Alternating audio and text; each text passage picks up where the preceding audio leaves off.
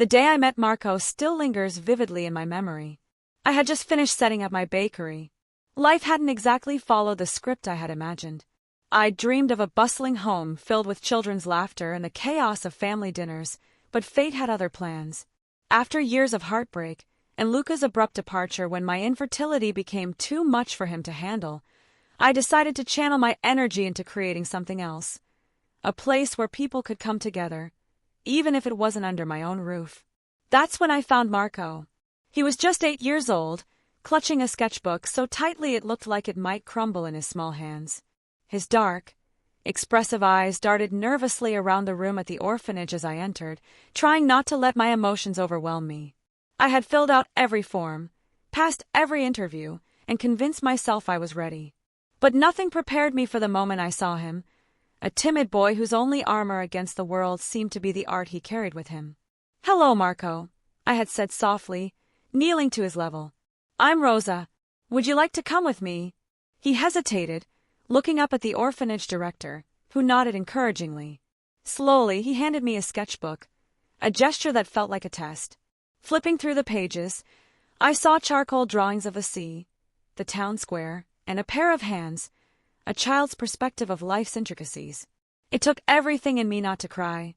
Instead, I smiled and said, "These are beautiful. I think we'll get along just fine." From that day on, we built a life together. Mornings began with me rolling out dough while Marco scribbled in his sketchbook at the counter, his little feet swinging off the high stool. Afternoons were spent exploring the town, Marco pointing out the perfect angles for his landscapes while I watched him come alive. We weren't just a family, we were a team. As the years passed, Marco blossomed. By the time he turned 21, he had become a talented painter, his work capturing the essence of our town in a way that left people speechless. Tourists bought his art to take home pieces of the sea, the sunsets, and the charming alleys they had fallen in love with. I couldn't have been prouder, though my pride was tinged with a sense of protectiveness. Marco was more than my son. He was the heart of my world. But there was a part of me he didn't know. I had always told Marco that his mother had placed him at the orphanage because she couldn't care for him. What I hadn't shared were the details. That she had been a teenager, scared and overwhelmed, leaving him with a note and nothing more. I kept those truths locked away, hidden in a small box in the storage room above the bakery, along with the adoption papers and a few letters from his birth mother that she had sent but never followed up on. I convinced myself it was for the best. Marco didn't need to know. He had me, and I had him. That was enough. Or so I thought. One evening, as I sorted through the storage room, the sound of footsteps startled me. Marco stood in the doorway, his tall frame silhouetted against the light from the bakery below. "What are you doing up here?" he asked, his tone casual but his gaze sharp. "Just organizing some old things," I said quickly, trying to shield the open box from view. He didn't press, but his eyes lingered on the documents scattered on the floor. I knew he had seen something, though he didn't say a word. He simply nodded and left, his footsteps fading down the stairs.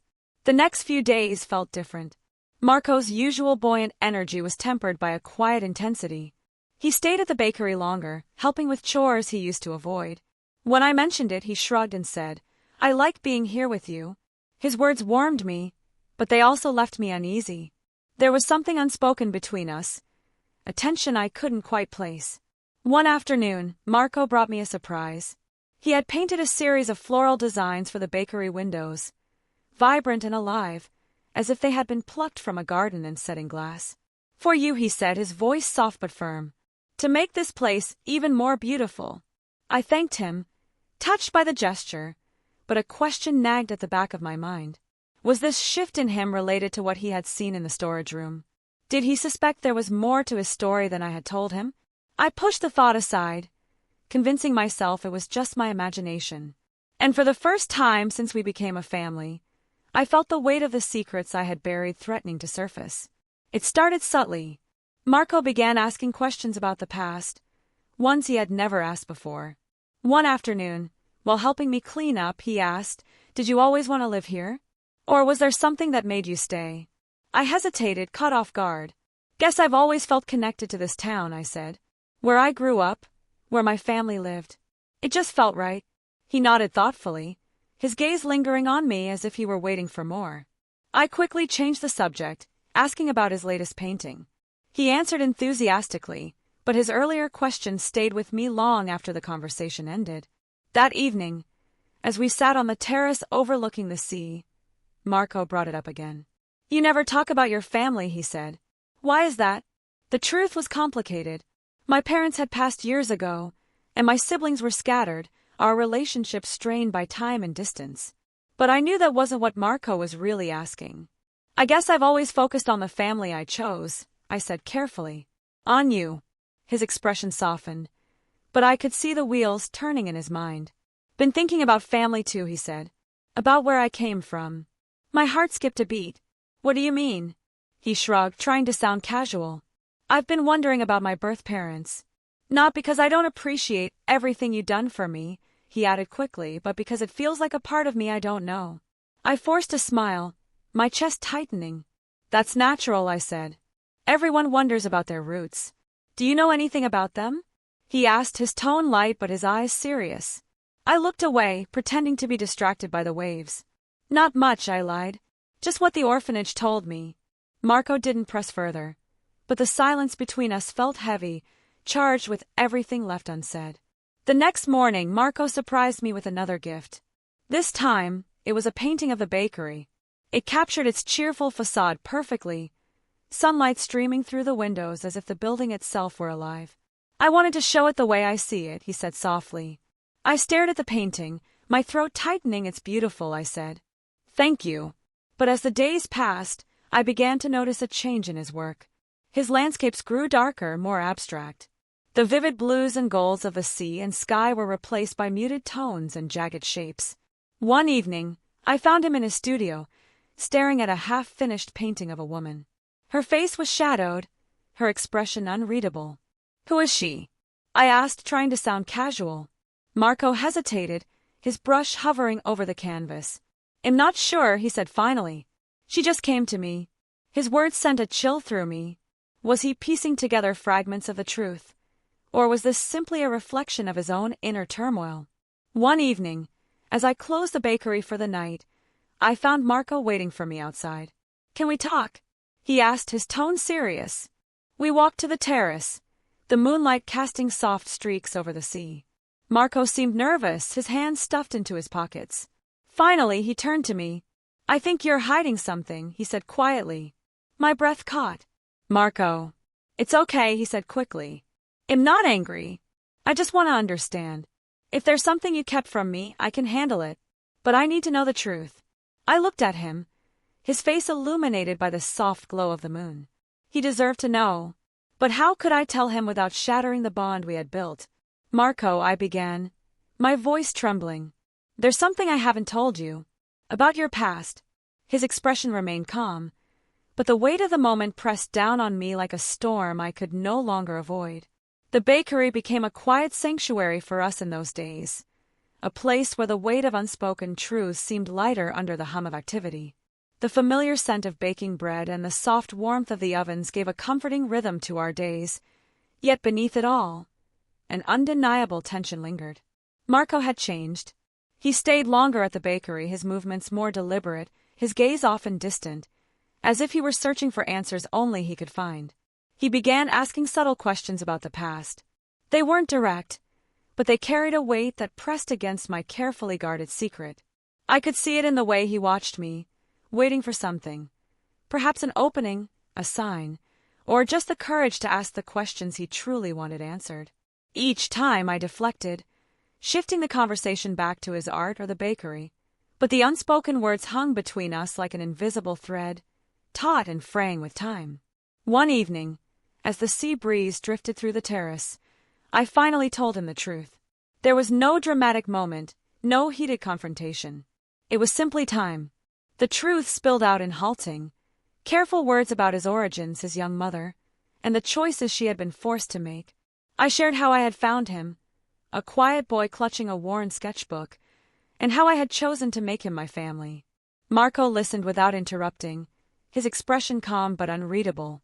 When I finished, there was no anger, no bitterness, only a quiet understanding. Yet, something in his gaze had shifted, a depth and intensity that unsettled me in ways I couldn't fully articulate. In the days that followed, his attentiveness grew. He stayed late at the bakery, cleaning up after customers and experimenting with new designs for the window displays. He painted more, his work becoming richer, more emotional. One morning, I found a delicate watercolor of a rose on the counter, accompanied by a freshly brewed cup of tea. The gesture warmed me, but there was something about its precision and thoughtfulness that left me feeling unmoored. The bakery became a stage for this new dynamic, a place where words were sparse but action spoke volumes. Marco's presence filled the space, his quiet energy grounding me even as it unsettled me. One evening, he presented me with a portrait he had painted. It was me, rendered in vivid detail, every line and shadow captured with care. It wasn't just a likeness, it was an expression of something deeper, something I wasn't ready to face. The portrait unsettled me, not because of its beauty, but because of what it seemed to say. It was as if he had looked past every shield I had built and captured the very essence of who I was. His gaze when he handed it to me carried the same weight, a depth of feeling that made my chest tighten. As the days passed, his gestures became increasingly personal. He brought me small gifts, painted intricate designs for the bakery, and lingered during quiet moments, his presence warm and grounding yet charged with something unspoken. His paintings shifted as well, the once bright landscapes of the town giving way to darker, more intimate pieces. Each one felt like a fragment of a story he was trying to tell, one he wasn't ready to put into words. One evening, as we closed the bakery, his hand brushed mine. It was a fleeting touch, but it lingered in my mind long after. His gestures were always kind and deliberate, but there was a tenderness in them now that blurred the lines between family and something more. I found myself retreating into my thoughts, questioning every look, every action, every quiet moment we shared. The weight of it all grew heavier with time. Marco's attentiveness, his quiet intensity, and his unwavering presence became both a comfort and a source of confusion. The line between us was shifting, and I didn't know how to hold it steady. My love for him was fierce and undeniable, but it was a love I had always understood as nurturing, maternal. Now it felt as though it was evolving into something far more complex, and I wasn't sure how to navigate it. The days at the bakery continued as always, but beneath the surface, everything felt different. The familiar rhythms of our lives now carried an undercurrent of something fragile and undefined. The tension between what was and what could be weighed heavily on me, and I couldn't help but wonder how long we could maintain this delicate balance before everything we had built came crashing down. It was subtle at first, a lingering glance, the brush of a hand, the way our conversations drifted into deeper, more vulnerable territory. Marco's presence seemed to fill every corner of my life, and while I had always welcomed it, now it felt different, almost overwhelming. He began spending even more time at the bakery, his focus unwavering. His hands, skilled with a paintbrush, now seemed just as at home kneading dough or shaping delicate pastries. Every gesture carried an unspoken intimacy, and though I tried to ignore it, I could feel the boundaries between us shifting, softening in ways that left me both comforted and conflicted. It was during one of those quiet evenings, as the bakery fell silent after closing, that everything came to a head.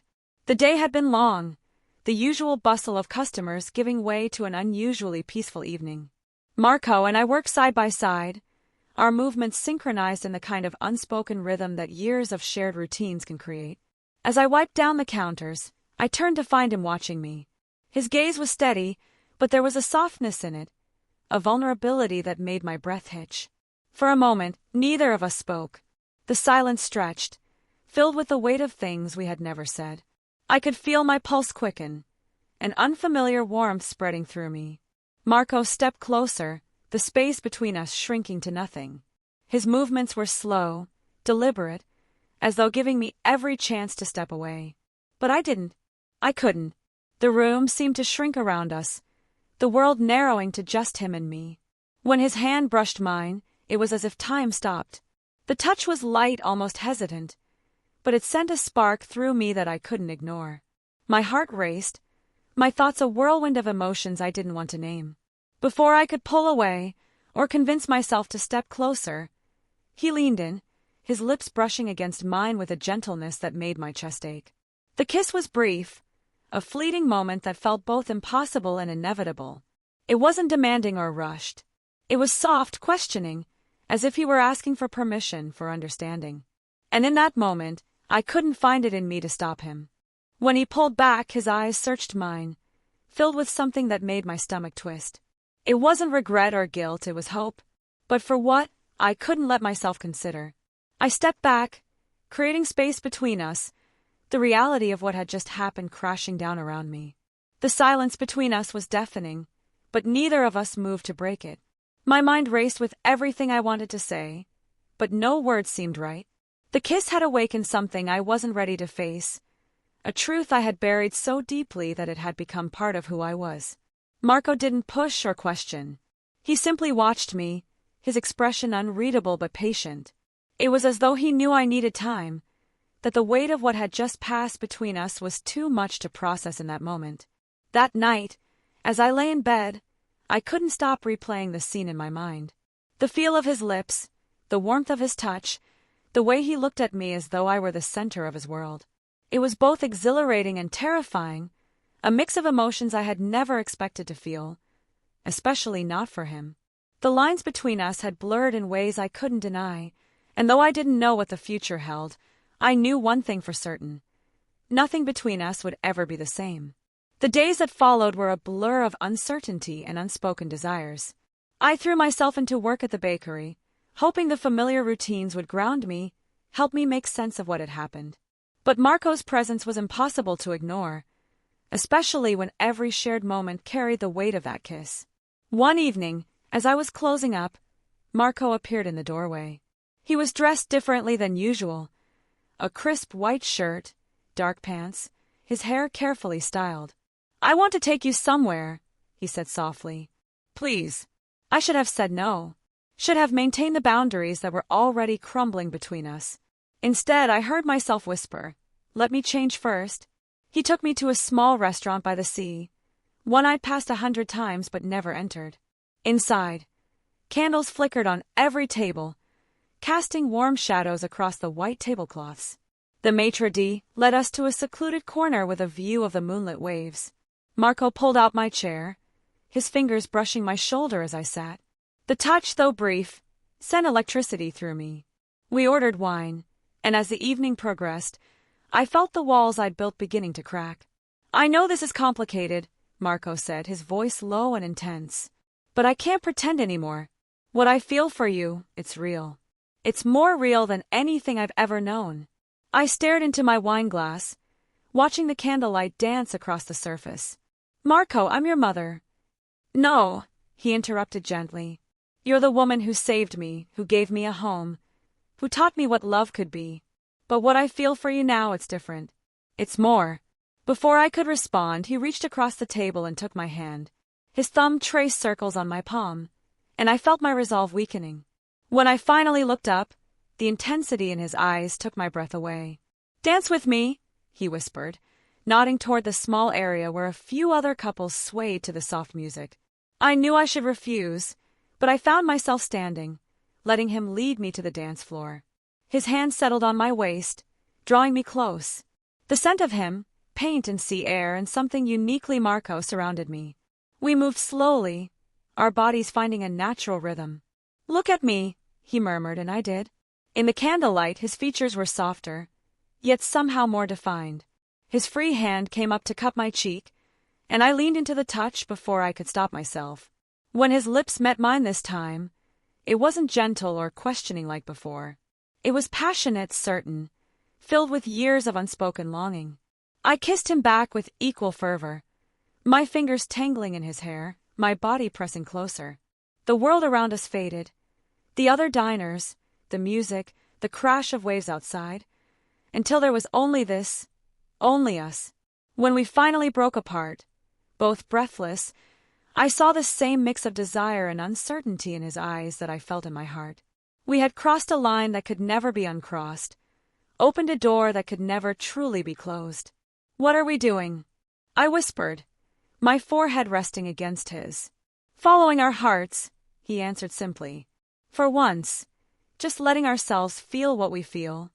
The rest of the evening passed in a haze of stolen touches and heated glances. When we finally left the restaurant, walking hand in hand along the moonlit beach, I knew everything had changed. The relationship we had built over years of shared memories and quiet moments had transformed into something else entirely. Something both beautiful and dangerous, tender and fierce. As we reached the bakery, Marco pulled me close once more. "I love you," he breathed against my lips. Not as a son loves a mother, but as a man loves a woman who holds his entire world in her hands. I should have stopped him, should have remembered who we were supposed to be to each other. Instead, I surrendered to the truth we had both been fighting for so long. "I love you too," I whispered back, sealing the words with another kiss that tasted of wine and destiny and the sweet, forbidden fruit of desires finally fulfilled. The annual town festival arrived with its usual flourish of color and music. The streets were packed with familiar faces, neighbors, regular customers, and relatives who had traveled from nearby towns. My sister Elena had come with her family, bringing that particular brand of scrutiny only siblings can deliver. The bakery, as always, was at the heart of the celebration. I had spent days preparing special pastries, and Marco had painted a stunning mural across our windows, a sweep of golden wheat fields meeting the sea. But it wasn't his artwork drawing attention that evening. We stood behind the counter together, serving customers as we had done countless times before. But something had shifted in the way we moved around each other, a dance too intimate to hide. Elena noticed first, her eyes narrowing as she watched Marco's hand brush mine while passing a tray of bread. "Rosa," she called from across the room, her voice carrying that familiar note of concern. "Can we talk?" Before I could respond, Marco stepped closer to me, his presence solid and sure. The bakery had grown quieter, the festival's music drifting in through the open doors. In that moment, looking at my sister's worried face and feeling Marco's warmth beside me, I knew it was time. "Actually," Marco said, his voice clear and steady, "there's something we need to tell everyone." The room stilled. Regular customers, friends, and family all turned to us. I felt Marco's hand find mine, our fingers intertwining openly for the first time in public. My heart thundered in my chest, but I didn't pull away. "Rosa and I," he continued, looking at me with such pure love that my breath caught, "we've found something beautiful together. Something real." He squeezed my hand. "I know this might be hard to understand, but we love each other. Not as mother and son, but as two people who have built a life together and want to keep building it." Elena gasped. Others murmured. But Marco wasn't finished. He turned to face me fully, taking both my hands in his. "I don't care what anyone thinks," he said softly, though his voice carried in the quiet room. "You're my home, my heart, my everything. And I want everyone to know it." Then he kissed me, right there in our bakery, surrounded by the life we'd built and the people we knew. It wasn't a passionate kiss like at the restaurant, or a questioning one like our first. It was gentle, affirming, almost defiant in its tenderness. When we parted, the silence was deafening. Then, from the back of the room, old Mrs. Bellini, who had bought our bread every day for 13 years, started clapping. Others joined, hesitantly at first, then with growing certainty. Not everyone, of course. Elena stood frozen, her husband guiding her to a chair. Some customers slipped out quietly, but as Marco held me close, his heartbeat steady against mine, I realized it didn't matter. We had hidden for so long, trying to fit our love into boxes it was never meant to occupy. Now, in the warm light of our bakery, surrounded by the scent of fresh bread and the sound of the festival outside, we were finally free. "I love you," I whispered against his chest, loud enough for anyone close to hear. "I love you too," he answered, his voice carrying the same certainty it had since that first kiss. The festival continued outside, life flowing around our little bakery like the tide around a stone. Some things would change, they already had,